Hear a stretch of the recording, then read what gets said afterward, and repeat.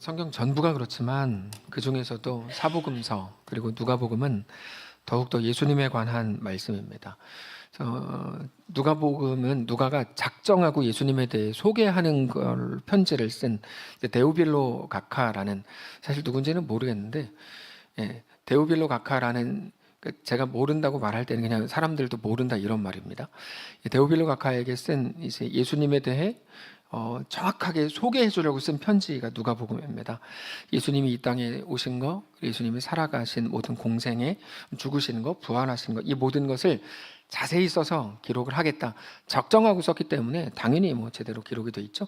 그러니까 예수님에 대해서 쭉 써내려가야 되는데, 근데 재밌는 거는 분명히 예수님에 관해 쓰겠다고 했는데 곧바로 예수님이 아니라 세례 요한의 이름이 먼저 나온다는 겁니다.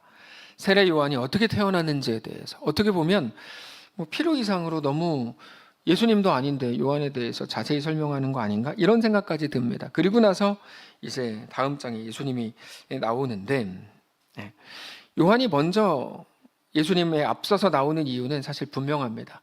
이유는 딱 한 가지인데, 예수님의 오심을 준비하라 이겁니다. 예수님의 오심을 준비하라. 요한은 그 직무가 예수님의 오심을 준비했던 사람입니다. 그래서 세례 요한이 먼저 보내신 거고, 누가복음에서도 세례 요한을 먼저 소개하는 겁니다. 우리에게도 같은 말씀을 하시는 겁니다. 이번 주가 성탄절이고, 사실 우리 인생 자체가 예수님을 깊이 묵상하고 바라보고 사랑하고 동행하면서 살아야 되는데, 먼저 준비해야 된다 이 말입니다. 예수님을 준비하는 게 어떻게 하는 거냐, 그러니까 하나님의 은혜 또는 뭐라 그럴까요? 하나님과 동행을 준비하는 거 어떻게 하는 거냐에 대해서 오늘 본문이 우리에게 소개하는 건데, 그래서 요한이 나오는 거고, 요한의 부모는 사가랴와 엘리사벳입니다. 사가랴는 히브리어로는 스가랴입니다. 스가랴. 그래서 성경에 스가랴라고 아시죠? 스가랴가 이제 사가랴입니다. 유대인 중에 흔한 남자 이름입니다. 사가랴는 남편인데 제사장 가문이고, 이 아내였던 엘리사벳도 아론의 후손으로 제사장 가문입니다. 그 좋은 사람들이 만나서 좋은 가정을 이루었고, 특별히 하나님 앞에서 이제 의인이었다 이렇게 소개합니다. 성경에서 의롭다는 말은 하나님 말씀 앞에 겸손하고 진실하고 순종적으로 서 있는 사람이다, 이런 의미입니다. 근데 이 복된 가정에 문제가 있었습니다. 행복한 가정이라 그래서 문제가 없는 건 아니죠. 이 가정에도 문제가 있었는데, 문제가 7절이었어요. 엘리사벳이 잉태를 못함으로 그들에게 자식이 없었고 두 사람의 나이가 많더라. 아기를 가질 수 있는 때가 있습니다. 근데 이미 때를 놓친 거죠. 여성이 아이를 못 낳으면 이 시대에는 하나님이 너를 버리셨나 보다 라고 말하는 시대였습니다. 다 그렇게 얘기하는 시대였습니다. 다른 사람의 고통에 의미를 부여하는 건 사실 나쁜 짓입니다. 근데 다들 그렇게 의미를 부여하면 살았죠. 아기를 못 낳으면 야, 하나님 너 저주했나 보다 뭐 이런 식이죠. 예를 들어서 교통사고가 나면 거기에 꼭 주변 사람들 의미를 부여하는 사람들이 있잖아요. 그건 사실 나쁜 겁니다. 의미를 자기가 왜 부여해요 거기다가. 그러면 안 됩니다. 우리의 고통, 안 그래도 고통 때문에 너무 힘든데 우리 고통에 의미를 부여하는 사람들을 만나면 너무 고통스러워요. 너무 고통스러워. 우리 이번에 망했어요, 만약에 우리 집안이. 근데 거기다가 막 의미를 누군가가 부여해요. 그러면은 안 되죠. 울고 있는 사람한테 가서 그러게 더 잘했어야지, 내 말을 들었어야지, 이거는 좀 그렇습니다. 대신 잘해줄 거면 뭐 그런 말 해도 되는데, 대신 잘해줄 것도 아니고, 그게 아니면 그냥 잘하도록 기다려줘야 되고, 얼마나 아프겠어요, 얼마나 힘들겠어요. 그럼 그냥 같이 울어줘야 되지. 거기다가 또 막 옳은 소리들만 하는 건 그거는 인류에 해악을 끼치는 일입니다. 그렇게 하면 안 됩니다. 어쨌든 엘리사벳은 임신을 못했고 사람들은 거기에 막 의미를 부여했고, 그러다 보니까 엘리사벳의 마음은 너무 어려워졌어요. 그러다가 이제는 아이 낳을 가능성도 없어졌고 나이가 많았으니까 자연스럽게 임신에 대한 소망 자체가 사라졌습니다. 원하는 거를 얻지 못한 것도 너무 힘들었는데, 그보다 다른 사람들이 수군대는 것 때문에 훨씬 힘들었고, 자기들은 이미 자기들 기도 제목에서 없어진 일이었는데 임신하게 해주십시오. 근데 여전히 주변 사람들이 보는 시선 때문에 너무 힘들었던 거였죠. 근데 여기 중요한 질문이 하나 있습니다. 뭐냐면, 그러면 엘리사벳은 왜 아기를 낳지 못했을까 하는 겁니다. 왜 아기를 낳지 못했을까? 우리는 이런 질문들을 종종 합니다. 왜 그 일이 일어났는가? 예를 들면 우리 집안 혹은 누구네 어떤 집, 어떤 일들, 뭐 여러 가지 사건은 우리가 뭐 항상 많으니까요. 왜 그 일이 일어났지? 나는 왜 이렇지? 난 왜 이렇게 못났지? 왜 힘든 일을 만났지? 우리 가정은 왜 저렇지? 뭐 이런 질문을 합니다. 우리 자신을 향할 수도 있고 다른 사람에게 대한 것일 수도 있는데, 이때 예수가 없는 사람의 말을 얼마든지 할 수 있습니다. 니네 집안이 왜 그렇기는 네가 그 남자랑 결혼했으니까지, 뭐 이런 식으로 어쨌든 뭐 보이는 대로 말하기 너무 쉬워요. 근데 그리스도인은 다른 대답을 해야 돼요. 그리스도인 항상 세 가지 대답을 준비해야 돼요. 왜? 라는 질문에 대해서 세 가지 대답해야 돼요. 첫 번째, 모른다. 그게 첫 번째 대답입니다. 왜 이런 일이 일어났지? 모른다가 답입니다. 그분이 그렇게 신실한데 왜 그런 일이 일어났지? 모른답니다. 우리가 어떻게 합니까? 모르죠. 모르면서 막 욕하는 사람들을 투성인데 우리는 몰라요. 그 사람의 내면, 그 사람의 가정, 그다음에 그 사람의 어떤 어렸을 때부터 갖고 있었던 트라우마, 우리 아무것도 몰라요. 그냥 모른다가 맞아요. 아는 척하지 말아야 돼요. 누가 막 너무 아파서 막 울고 막 힘들어요. 모른다요. 그러게 그러게가 진짜 나쁜 말이에요. 모른다요. 모른다. 우리 양심적으로 모른다. 누가 심각한 병으로 고통을 받고 있어요. 그러면 우리는 그 이유를 몰라요. 뭐 가끔 추측할 수 있을 것 같은 때가 있긴 하지만 그건 뭐 분석일 뿐이고 진짜 이유와 목적은 모릅니다. 모른다가 답입니다. 그래서 이렇게 해서 이랬을 거야, 이러면 안 됩니다. 그거는 잘못하는 겁니다. 그냥 모른다. 그럼 두 번째 대답, 모른다에서 멈추면 안 되고 그가 얼마나 힘들었을까로 가야 됩니다. 진짜 힘들겠다, 얼마나 힘들까로 가야 됩니다. 그건 고통에 대한 분담입니다. 고통을 함께 공유하는 건, 같이 아파하는 건 너무 소중한 일입니다. 그리고 드디어 세 번째 대답, 나는 모르지만 하나님의 거룩한 뜻과 계획 속에 우리가 있음을 믿는다. 세 번째 대답입니다. 성경은 언제나 우리에게 이 세 가지 대답을 준비해서 가기를 요구합니다. 그럼에도 난 하나님의 거룩한 뜻과 계획 속에 우리가 있음을 믿는다. 근데 우리의 심각한 가벼움은 뭐냐면 1, 2번을 건너뛰고 3번 간다는 거죠. 나는 모른다 하지 않고 그 다음에 얼마나 힘들었을까로 가지 않고 그냥 한 번에 3번으로 가요. 힘들어하지 마. 믿음 있는 사람이 왜 그래? 하나님의 뜻이 다 있겠지. 너 믿음 있는 사람이 너 자꾸 그럴 거야? 여러분, 이거는 안 될 말입니다. 그건 진짜 잘하는 게 아니에요. 잘못하는 겁니다. 1번, 2번을 거치지 않은 3번은 무능한 거칠애이고 정말 무례한 말입니다. 그 위로가 아니라 놀리는 겁니다. 그러면 안 됩니다. 아이가 걸어야 되는데 아기들을 처음에 걷는 게 얼마나 힘들겠어요. 이제 막 돌 때쯤 되면 막 걷고 막 이렇게 하잖아요. 얼마나 힘들겠어요. 어떤 아이는 엄청 걷고 싶은데 1년 2개월이 될 때까지 못 걷는 아이들도 있고, 어떤 아이들은 의도치 않았는데 뭐 8개월에 걷는 애는 없나? 10개월 때부터 막 걸어 다니는 애들도 있겠죠. 네. 얘네도 걷고 싶어요. 걷고 싶은데 걔네 앉혀놓고 이렇게 하면 너 넘어지고 이렇게 하면 어떻게 되고 더 힘들고 이런 말을 막 합니다. 그러면 안 됩니다. 잘못 걸어서 넘어진 거다. 뭐 그럴 수도 있겠죠. 아이가 넘어지면 안 되고 아프면 안 되니까 해주는 말이겠지만, 근데 아이는 넘어져야 잘 걷잖아요. 최소 2만 번 넘어져야 된대요. 최소 2만 번. 그러니까 잘못 걸어서 넘어진 게 아니고 더 잘 걸으려고 넘어진 겁니다. 위하는 말이 아닌 게 더 많습니다. 넘어졌을 때 특별히 같은 성도들이라면 그냥 손 내밀어주고 그냥 위로해주고 격려해주고 같이 울어줘야 됩니다. 그거 아니면 힘이 없습니다. 엘리사벳과 사가랴에게 왜 아기가 없었을까요? 몰라요. 그냥 쉽게 가면 안 됩니다. 하나님의 뜻이 있었으니까요. 여러분, 이거는 그런 말로 한 번에 가면 안 돼요. 몰라요.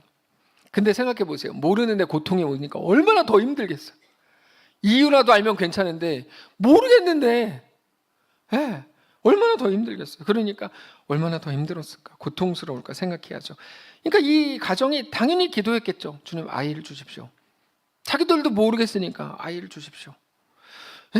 간절히 부르짖으면서 수년 동안 기도했을 겁니다. 근데 기도가 응답이 안 돼요. 아무리 기도해도 태의 문이 열리지 않아요. 그러다 나이가 들었어요. 이젠 아이를 낳을 수 없는 상황이 됐어요. 스스로 한탄했겠죠. 그렇게 노부부가 됐습니다. 7절에 엘리사벳이 잉태하지 못함으로 그들에게 자식이 없고 두 사람의 나이가 많더라. 나이가 많았다는 건 아기 낳을 수 없는 상황이 됐다는 거예요. 그런데 분명히 언젠가부터는 이게 하나님의 뜻이 아닌가 보다 체념하고 마음을 접고 그 기도 안 했을 겁니다. 분명히 안 했을 겁니다. 예를 들어서 아무리 아기를 갖고 싶다 그래도 여기 계신 많은 분들 중 제가 진짜 뭐라고 하는 건 아닌데 비타민 합창단이 그 기도를 여전히 하는 분은 안 계실 거 아니에요. 하나님 나에게 아이를 주십시오. 태의 문이 열리게 해주십시오. 웃으시잖아요. 왜 웃어요? 그런 우리 하나님은 전능하신 하나님인 걸 알면서도 우리는 그 기도는 안 해요. 이게 이제 미묘한 어떤 게 있는 거거든요. 그런 게 있는 거예요. 네. 그러니까 이 사람들도 거기에 이제 매달리지 않고 언젠가부터 매달리지 않고 하나님이 주신 일상에서 열심히 살았어요. 8절에 마침 사가랴가 반열의 차례대로 하나님 앞에서 제사장의 직무를 행했다. 더 이상 자기 아픔과 문제에 사로잡혀 살지 않고 그것도 한 영역일 뿐이니까 그것만 고집하지 않고 제사장으로서의 역할을 감당하고 있었습니다. 그때 천사가 나타납니다. 그리고는 상상하지 못했던 말을 하죠. 이건 놀라운 말이에요. 13절을 보면 천사가 그에게 이르되 사가랴여 무서워하지 말라 너의 간구함이 들린지라. 여러분 언제 간구했는데요? 이거 수십 년 전에 기도했던 내용이에요. 지금 기도 안 하고 있어요. 이거 수십 년 전에 했던 기도라고요. 근데 이제 와서 너의 간구함이 들렸다 그러면 이거 저 같으면 막 화가 났을 것 같아요. 저 같으면 화가 났을 것 같아요. 너의 간구함이 하늘나라에서 우리 집까지 얼마나 거리가 멀다고 내가 간구 20년 전에 했는데 이제 와서 너의 간구함이 들렸다고 하는 게 너무 좀 약간 좀 그렇지 않습니까? 좀 그런 거죠. 너의 아내 엘리사벳이 너에게 아들을 낳아주리니 이름을 요한이라 하라. 비타민 합창단 10년 차인데 그거를 이제 와가지고 너 기도했지? 너의 기도를 내가 들었어. 이거죠. 매일 똑같은 일을 행하던 어느 날 갑자기 천사가 나타나가지고 아들을 주겠대요. 그러면서 아들 이름까지 지었어요. 요한이라 하라. 좋았을까요? 안 좋았을 것 같아요. 제가 성경 보면서 제가 사가랴라고 좀 대입해서 생각해 봤는데 안 좋았을 것 같아요. 그렇게 큰 기쁨은 없었을 것 같아요. 저라면 서운했을 것 같아요. 차라리 그때 찾아오시지. 힘이 있을 때 애기 잘 키우고 유치원도 보내고 안아주고 막 이것도 해줘야 되는데 이 해줄 수 없이 이때 이게 뭡니까? 이렇게 했을 것 같아요. 저는 기도한 게 언젠데 너의 간구함을 들었다. 다 때가 있는 건데 왜 이제 와서 하나님한테는 때가 없나? 이런 거죠. 손주 봐야 되는데 이제 아기를 주겠다고 하니까 이거 옛날에 했던 기도인데 제가 아니라 사가랴가 옛날에 했던 기도인데 그때 들어줘야지. 이제 다 체념하고 더 이상 그 기도 안 한 지 오래됐고 그냥 묵묵히 일상을 살고 있는데 갑자기 나타나가지고 막 아기를 주겠다고 하니까 감이 안 오시니까 이런 거죠. 김덕수 이사님이 이제 손주 봐야 되는데 둘째 봐야 되는데 갑자기 임경일 집사님이 5째를 가졌다. 그러면 축복이죠. 감사한 일이죠. 근데 꼭 그렇지만 않을 수도 있어요. 이게 이제 가정마다 상황이 있는 거니까. 또 모르죠. 근데 아무튼 사가랴는 분명히 기쁨과 즐거움이 아니라 황당함이 더 컸을 겁니다. 그래서 감사하고 기뻐하고 감격하기보다는 의심을 먼저 했습니다. 사가랴가 의심했어요. 기뻐하지 않았어요. 너무 감격적이어서가 아니라 농담을 그런 농담을 합니까? 이렇게 말했어요. 그래서 표적을 주셔야만 내가 믿겠습니다. 도마가 그랬죠.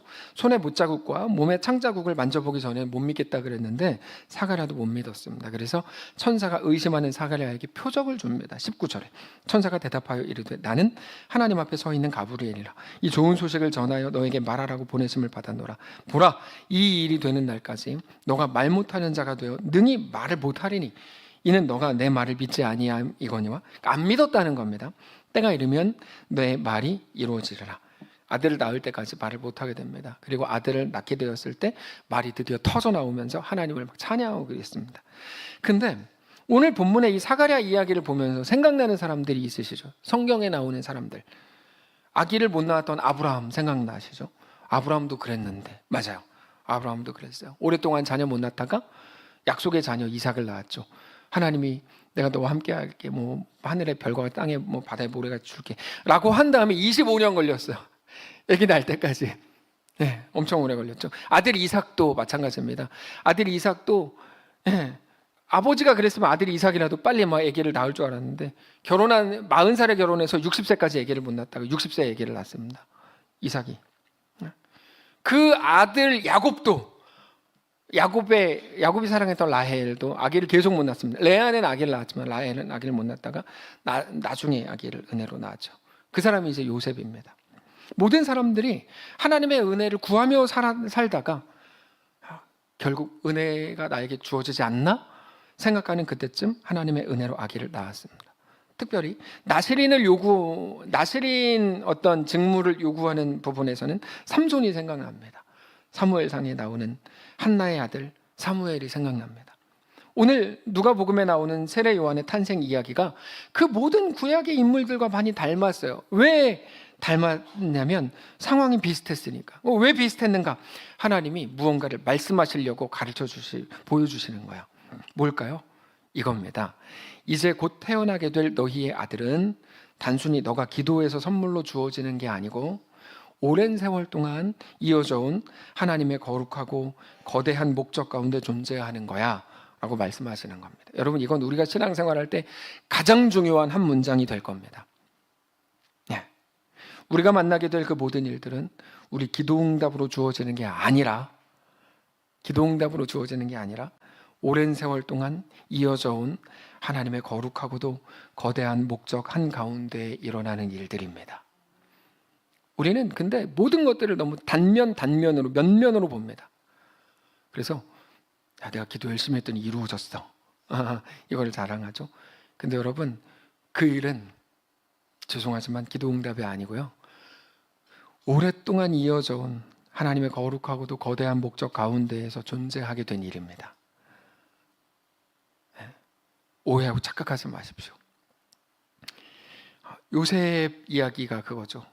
그가 한 사람을 앞서 보내셨으며 요셉이 종으로 팔렸도다. 조금 더 말씀드릴까요?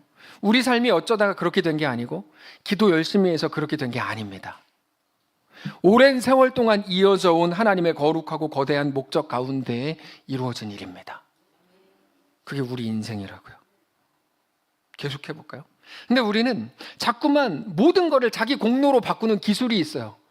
아주 특별하게 그 기술이 있어요. 예를 들면 이거죠. 내가 기도 열심히 해서 그래. 너도 기도해봐. 내가 봉사 열심히 해서 그래. 너도 해봐. 근데 이게 얼마나 재밌는 건지 말씀을 드려볼까요? 사도 바울이라고 하면 사도 바울에 대해 사람들이 어떻게 해석합니까? 야, 저 사람은 물론 뭐 고꾸라지긴 했지만 그래도 공부 열심히 했던 사람이야. 똑똑했던 가말리엘이라고 하면 지금도 말하는 세계 3대 랍비 중에 한 명이거든요. 네, 가말리엘. 세계 3대 랍비가 누구죠? 가말리엘, 힐렐, 그다음에 예레미야, 에스라, 이렇게 세 명이 3대 여전히 지금까지 유효한 그 세계 3대 랍비 아닙니까? 어차피 모르니까 저도 편하게 말씀을 드릴게요. 근데 이 가말리엘이 그런 정도의 사람이에요. 엄청난 사람이죠. 그런 사람에 대해 한 거니까 사람들이 이렇게 생각해요. 야, 가말리엘 엄청난 사람이야. 그러니까 그런 사람이 꼬꾸라졌을 때 하나님께 쓰임 받는 거야. 근데 바울은 스스로 뭐라고 고백합니까? 아니야, 난 죄인 중에 괴수야. 내가 쓰임 받는 건 나보다 덜 악한 너희들을 위로하기 위한 하나님의 방편이야. 그러니까 이게 성경이 해석하는 것과 사람들이 해석하는 게 너무 다른 거예요. 사람들은 어떤 기술을 갖고 있냐면 모든 걸 다 자기 공로로 끌어들이는 기술이 있어요. 정말 놀라운 기술입니다. 제가 정말 가장 경악했던 설교는 이거였어요. 다윗이 골리앗 이긴 거. 많은 분들이 이렇게 말해요. 물맷돌 던지는 연습을 하십시오. 하나님이 당신을 쓰십니다. 여러분, 이건 경악스러운 설교예요. 왜냐하면 그건 전혀 그런 내용이 아니에요. 그건 뭐냐면 하나님의 이끄심에 대한 증거거든요. 하나님이 이끄셨어를 다 사람은 이렇게 했어, 내가 했어로 바꿔요. 그래서 오늘 그 일도 뭡니까? 내가 기도했더니 하나님이 너의 간구함을 들었다 그러고 들어줬어. 그렇지 않습니다. 오늘 본문은 뭐냐면 하나님의 오랜 세월 동안 이어져 온 거룩하고도 거대한 하나님의 구원 계획 안에 있는 일, 완전히 다른 거죠. 우리 인생이 그렇습니다. 우리 여러분 기도하지 말고 봉사하지 말라는 게 아니라 우리가 잘해서 그런 게 아니고 우리가 하나님의 거대한 뜻과 계획 한가운데 있는 존재라는 것을 우리는 기억해야 됩니다. 여러분 우리 인생은 우리의 실력에게 달려있지 않습니다. 정확히 말하면 하나님이 우리 가운데 선포하시고 약속하신 선언이 어떤 건지 우리가 알아야 합니다. 이제 곧 하나님의 아들 예수 그리스도가 너희를 위해 올 건데, 그렇게 해서 이루어진 하나님의 거대한 구원 사역, 하나님의 약속의 성취를 위한 모든 과정 속에서 너무나 중요한 중심적인 핵심 역할을 세례 요한이 맡게 될 거다, 이렇게 말씀하시는 거야. 그러니까 내 인생에 재수가 없어서 이렇게 됐네, 혹은 내가 열심히 했더니 이렇게 됐네 라고 우리가 표현하는 건 사실 좋지 않습니다. 우리 인생은 뭡니까? 오랜 세월 동안 이어져 온 하나님의 거룩하고도 거대한 구원 계획과 그 분명한 목적 아래에서 이루어지고 있는 시간과 정황들이 우리 인생인 거죠. 여러분 잘 생각해 보십시오. 사가랴와 엘리사벳은 그런 거대한 것을 기도한 적이 한 번도 없어요. 하나님의 구원 계획 기도한 적이 없어요. 그냥 메시아 이런 기도 한 적이 없어요. 늘 어떻게 보면 그런 것과 비교 안 되는 작은 기도들, 아기를 주세요, 임신하게 해주세요, 이런 거. 근데 하나님은 뭐라고 말씀하십니까? 거대한 구원 계획 속에 이루어진 일이야. 그러니까 그들이 기도한 내용이 아닌 겁니다. 하나님이 오늘 이루신 일이. 오히려 그들은 늘 자꾸 평범한 삶을 위해서 기도했지, 대단한 하나님 나라와 거대한 하나님의 꿈, 이런 기도 한 적이 없습니다. 그렇죠? 근데 그마저도 안 들어주시니까 에이 모르겠다, 내가 부족한 게 있겠지, 하나님의 뜻이 있겠지, 그러면서 원망하지 않고 하루하루를 그래도 하나님 앞에서 성실하고 경건하게 살아온 게 전부입니다. 근데 여러분 오늘 본문이 뭐를 말하는 거냐면 그게 준비다, 이런 말이에요. 그게 준비다. 그래서 오늘 본문의 가장 중요한 핵심은 8절에 있는 거예요. 8절에 있어요. 놀랍게도 마침 사가랴가 그 반열의 차례대로 하나님 앞에서 그날도 어느 날과 다르지 않게 제사장의 직무를 행했다. 여러분 이게 가장 중요한 핵심 구절입니다. 무슨 말이냐면 하나님이 누구를 통해 일하실까요? 항상 자기 일상에 충실한 보통 사람들. 그래서 오늘 본문에 나오는 사가랴의 모습이 준비된 거죠. 의심과 헌신이 뒤섞인 채로 왜 아무것도 이루어지지 않지? 내 인생 왜 이렇지?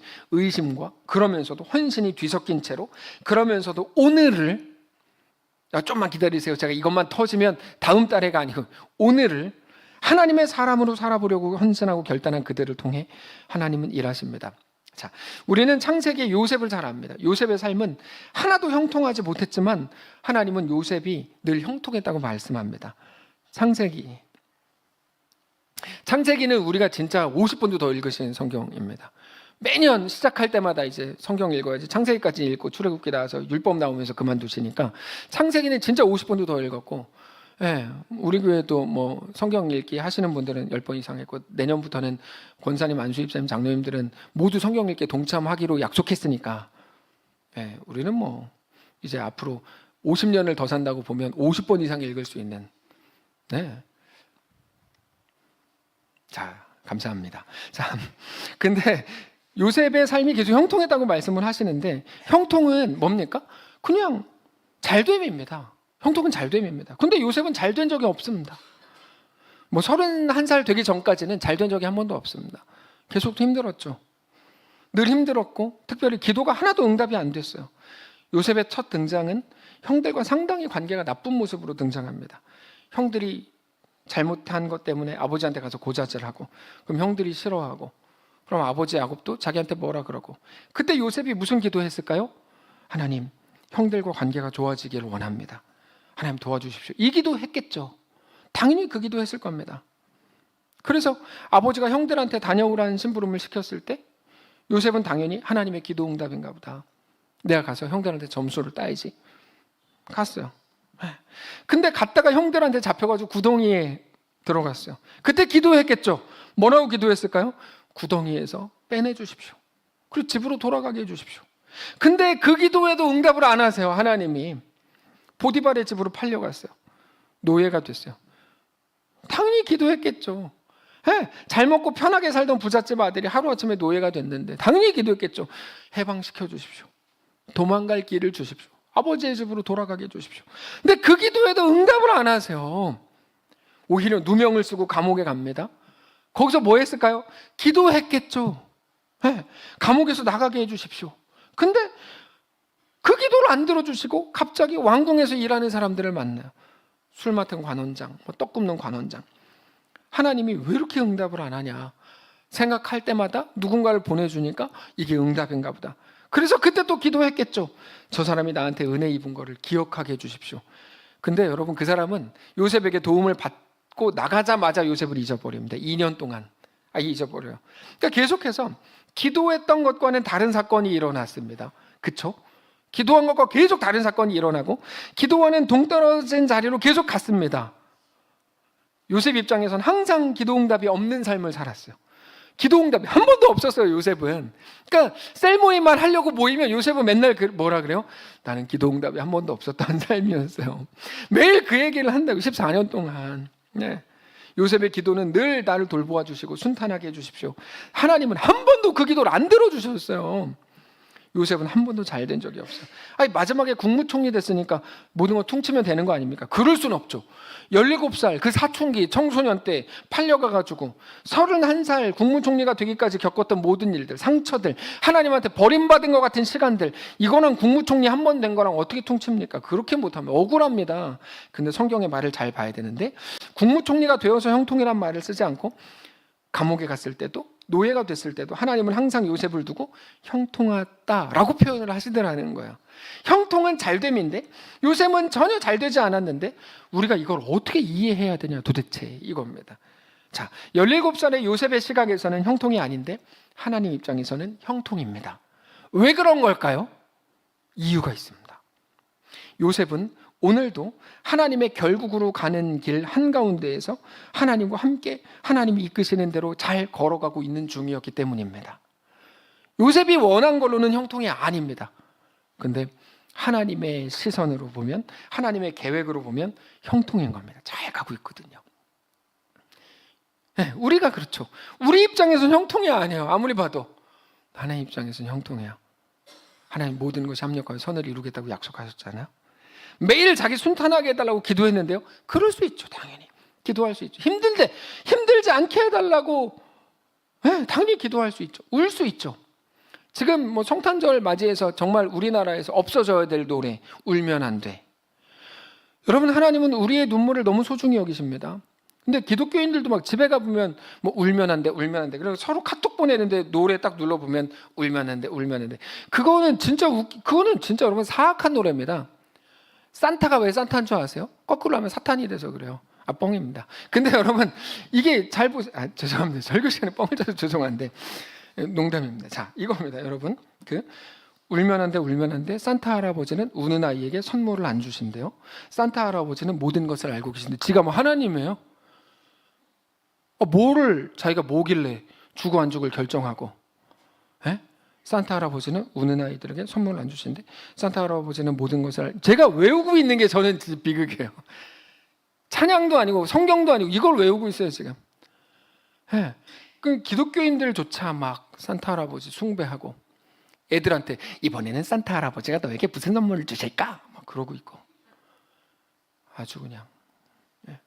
우린 정신을 차려야 됩니다. 산타는 하나님이 아닙니다. 산타 복장을 입고 선물 줄 수는 있죠.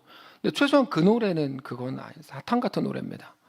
산타 할아버지 모든 것을 알고 계신데 전지전능하신 산타 할아버지, 그건 안 되죠. 여러분, 우리는 울 수 있어요.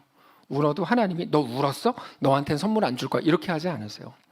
오히려 우리의 눈물을 주의 병에 담으세요. 하나님 간직하신단 말이에요. 오늘 본문을 보면 사가랴가 의심하죠. 의심과 헌신이 뒤섞였다는 아까 표현을 깊이 묵상하십시오. 요셉은 누가 뭐라고 하건 간에 하나님의 결국으로 가는 잘됨, 하나님의 결국으로 가는 형통, 그 길이 매일같이 그 길을 아주 잘 가고 있었다는 겁니다. 그게 요셉의 형통입니다. 우리가 자주 했던 눈물과 한숨 속에서 그 길을 걸어간 거죠. 요셉은 싫었겠죠. 그러나 요셉의 모든 고통과 슬픔과 외로움과 좌절감, 이 모든 것들이 요셉을 오늘도 하나님의 결국으로 이끌어가는 중입니다. 우리가 오늘 기억하고 고백해야 되는 게 바로 이겁니다. 울 수 있어요. 우리가 연약한데요. 소리 지를 수 있어요. 그럴 수 있죠. 근데 오늘 내가 그래도 하나님의 거룩한 계획 안에서 하나님께 이끌려가고 있다는 것을 인정하고 고백하는 거예요. 아까 예배 전에 박성민 청년과 이런저런 대화를 했어요. 저는 약해서 거기서 혼자 막 질질 짜고 울고 있을지도 몰라요. 이렇게 말했어요. 그럴 수도 있죠. 당연히. 딴 사람도 아니고 성민인데 당연히 울 수 있죠. 근데 뭐 어때, 괜찮아. 다만 한 가지 잊지 말아야 되는 건 하나님이 너의 아버지가 되시고 하나님 너와 함께 하신다는 사실이야. 너는 네 인생과 너의 계획 속에 패배하고 실패할 수 있지만 중요하지 않아. 하나님이 너와 함께 하신다는 믿음의 고백이 가장 중요해 라고 얘기했어요. 그렇게 얘기했어요. 여러분, 그거는 철저히 하나님의 실력입니다. 요셉의 실력이 아니에요. 하나님은 우리의 실력에 하나님의 완성을 맡기시지 않아요. 그럼에도 요셉을 칭찬할 게 딱 하나 있다면 울면서도 그 길을 갔다는 겁니다. 그게 사가랴입니다. 눈물과 의심과 한숨과 그 모든 것들 속에서도 그날도 자기의 길을 간 거죠. 근데 하나님은 이거를 너희가 할 수 있는 최고의 믿음이야 라고 말씀하십니다. 그렇게 볼 때 가장 재미있는 부분이 저는 이스라엘 백성들이 홍해를 건너는 장면입니다. 저는 그게 제일 재밌습니다. 성경에. 여러분, 그게 얼마나 웃기는 줄 아세요? 앞에는 홍해가 있고 뒤에 애국 군대가 쫓아와요. 막 죽이겠다고 막 칼 들고 쫓아와요. 근데 하나님이 마침 홍해 길을 열어주셨어요. 상상해 보세요. 길이 없는데 길이 열린 겁니다. 기적적으로. 그리고 뒤에 오는 애국 군대를 어지럽게 하시면서 시간 끌어준다고 완전히 흑암을 내려주고 건너라 이렇게 하세요. 안 건널 사람이 누가 있어요? 다 건넙니다. 뒤에는 막 다 죽인다고 오고 앞에 길이 없었는데 길이 열려서 갈 수 있어요. 누가 안 건넙니까? 다 건너지. 그래서 건넜어요, 이스라엘 백성들이.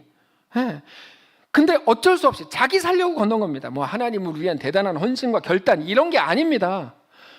자기 살려고 건넌 겁니다. 근데 하나님 뭐라 그러는 줄 아세요? 그들을 보고 그들은 믿음으로 홍해를 육지같이 건넜다. 믿음으로 건넜다고 말해요. 저는 이게 너무 재밌습니다.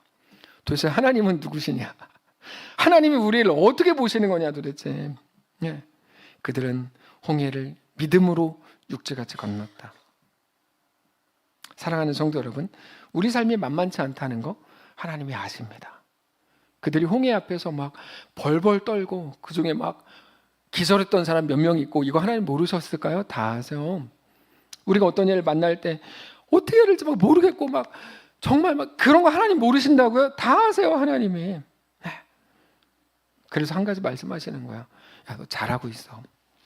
사가랴가 자기 기도가 들어지지 않은 것, 수십 년 동안 들어지지 않은 것 때문에 막 분노할 때도 있고 서운하고 막 울고 그러면서도 오늘 제사장의 직무를 감당하고 하나님 아세요.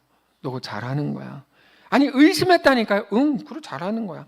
잘하고 있는 거야. 아니 매일 울고 있다니까요. 매일 원망하고 못하겠다고 말한다니까요. 잘하는 거야.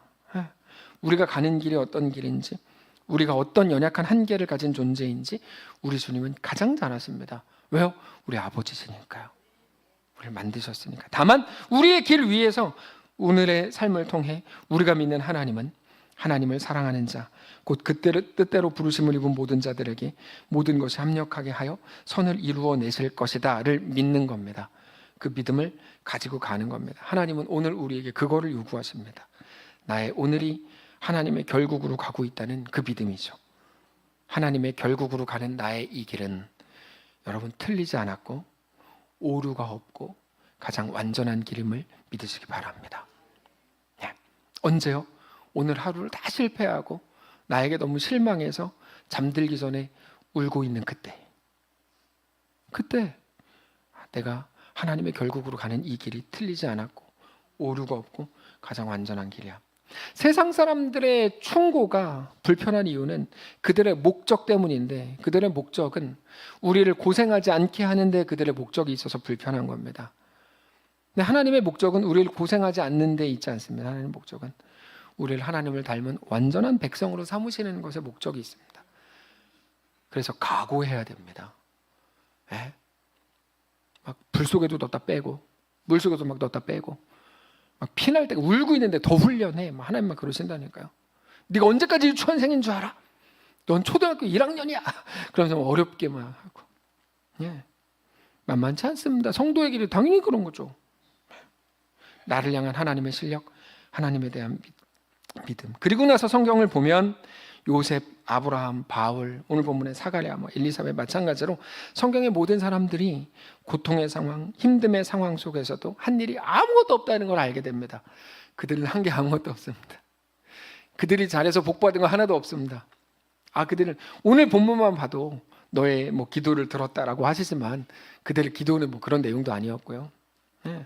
그저 그들은 매일같이 그날도 울면서 잠자리에 들었을 뿐입니다. 그건 저주받은 게 아닙니다. 사랑하는 성도 여러분, 하나님은 우리를 구원하시기 위해 예수님을 이 땅에 보내셨고, 예수님을 보내시기 위해 수천 년 전부터, 아담과 하와가 하나님 말씀에 불순종하는 타락의 순간부터 창세기 3장 15절에서 예수님을 보내시는 첫 번째 예언을 주셨습니다. 그리고 그게 우리가 이번 주 목요일에 맞이하려고 하는 구주 성탄일입니다. 기독교회에서 주일날이 아닌, 일요일이 아닌 날 다 같이 모여서 공식적으로 예배하는 건 성탄절이 유일합니다. 하나님의 그 철저한 준비와 완벽한 진행, 그 이끄심으로 우리는 가장 완전한 구원을 입었습니다. 오늘 하루 우리의 삶은 말할 것도 없습니다. 오늘 내가 하나님의 완전한 이끄심 속에 있다는 것을 우리는 믿고 그 믿음으로 오늘을 살아야 합니다. 오늘 나의 삶이 전혀 만족스럽지 않을 수 있습니다. 당연히 그럴 수 있습니다. 요셉도 한 번도 만족스럽지 않았습니다. 그건 내 삶이 아니라, 환경이 아니라 나 자체가 마음에 안 들 수도 있습니다. 내가 죄 지었는데요, 난 포기하고 싶은데, 의심하고 싶어요. 사가랴처럼 그저 증표를 구하고 있는 게 전부인데요, 알았어요, 괜찮아요, 하나님이 이끄실 겁니다. 다만 우리는 하나님의 결국으로 가고 있는 중이고, 그래서 만족스럽지 않은 우리의 오늘도 가장 완벽한 형통과 잘됨이라는 사실을 믿어야 됩니다. 주님, 나는 떨어졌습니다. 근데 분명히 그 옆에 이렇게 적으신다니까, 하나님은 그가 형통했더라. 이게 요셉이에요. 이번에 내가 망했어요. 근데 그 옆에 써 있어요. 그가 형통했더라.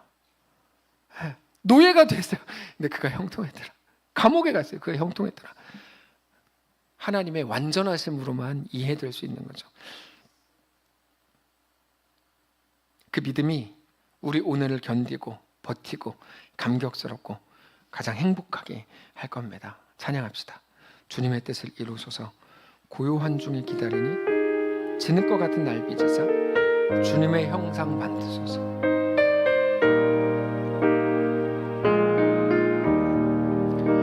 주님의 뜻을 이루소서. 고요한 중에 기다리니 진흙과 같은 날 빚으사. 좀만 더 천천히 합시다. 주님의 형상 만드소서. 주님의 뜻을 이루소서. 주님 발 앞에 엎드리니 나의 맘속을 살피시사 눈보다 이대 하옵소서. 주님의 뜻을 이루소서. 병들어 몸이 피곤할 때 권능의 손을 내게 펴사 강건케 하여 주옵소서. 주님의 뜻을 이루소서. 온전히 나를 주장하사 주님과 함께 동행함을 만민이 알게 하옵소서.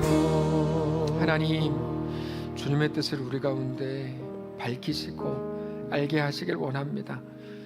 우리가 아무리 기도하고 아무리 간절히 소원해도 깨닫지 못했던 것, 알지 못했던 것, 그래서 답답하고 어느 순간 체념이 되고, 그래서 그냥 하나님의 뜻이 아닌가 보다 라고 생각하고만 있었던 것,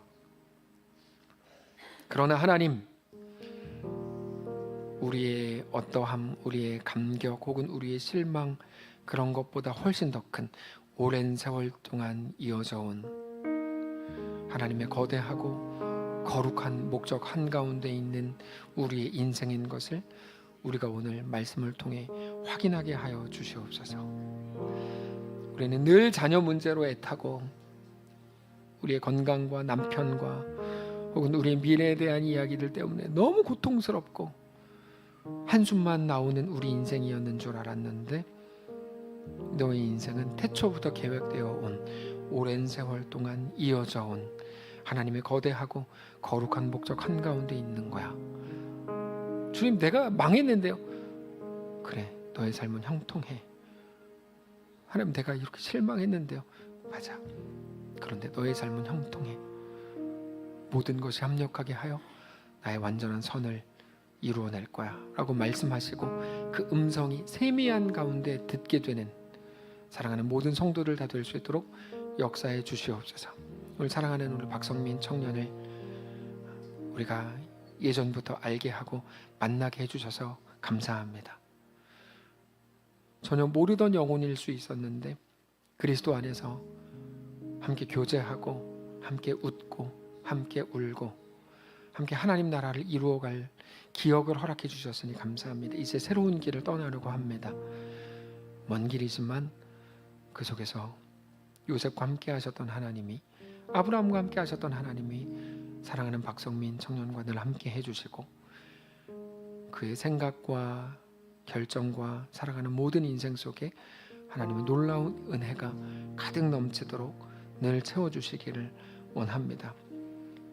좋은 일들 만나서 막 기뻐할 때, 혹은 외롭고 힘들어서 홀로 눈물 흘리고 있을 때, 모든 순간 하나님의 왕이요 주인이요 아버지이신 것을 기억하게 성령으로 부어주시고, 그 속에서도 하나님으로 인해 늘 숨쉬고 살아갈 힘과 용기를 얻는 사랑하는 형제가 되도록 축복해 주시옵소서.